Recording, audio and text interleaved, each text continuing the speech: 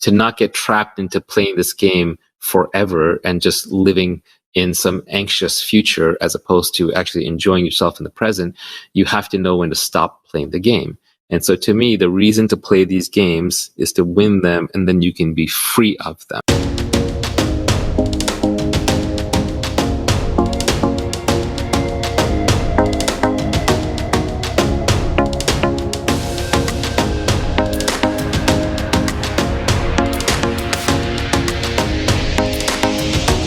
The reason to win the game is so that you can be free of it. And my questions about this are, I would be curious to know what game you are free of, or what game you're playing so that you can be free of it. I like to think I'm free of almost all the games at this point. What are the games? All of life is games, right? You start out with the family game, you do the making money game, the having the career game, the social games. There are a few that are not games, like meditation. You're not doing, if you're scoring points in meditation, you're doing it wrong.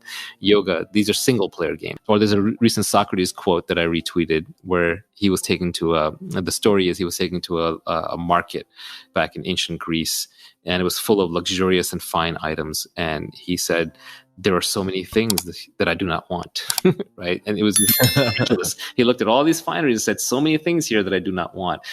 So the same way I look upon the world and I say, well, I could just say that, right? You can't just say that. If I just said, there's so many things that I don't want, it's not true. I want the money. I want the girl. I wanted the fame, or I wouldn't have gone on podcasts. So obviously there's certain things that I want. I'm not a monk, but what I can do is I've gotten the things that I want. And I'm careful not to want more. I don't want more fame. I don't want more money. Or if I get it, it's fine. It's part of the craft. It's part of the bonus.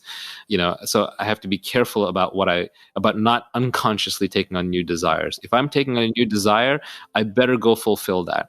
So these are all just games that I'm playing. And so to me, the reason to play these games is to win them, and then you can be free of them and to see what else then that you want to do or not do, not to keep playing the same game forever. Because these games the adult games are very cleverly designed. You can keep playing them infinitely, and they're all ups and downs and ups and downs. And I guarantee you, every time you get money, you'll be afraid you're going to lose it, or you're going to compare it to the next person who has it. So you just have to kind of realize when you've won the game and say, I'm done with this. So what that tweet is the reason to play the game. Sorry, the reason to win the game is to be free of it. It's a reminder to myself that for the games that I've won, it's time to let go of them and to be free of them, and not to unconsciously double down by comparing myself to the Joneses, to not get trapped into playing this game forever and just living in some anxious future as opposed to actually enjoying yourself in the present.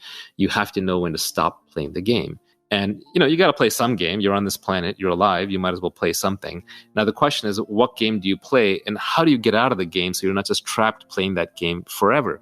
And one way is you choose your games very carefully. If you're a monk, you only choose very, very few games to play, or you play no games and you live content, blissful, harmonious, peaceful.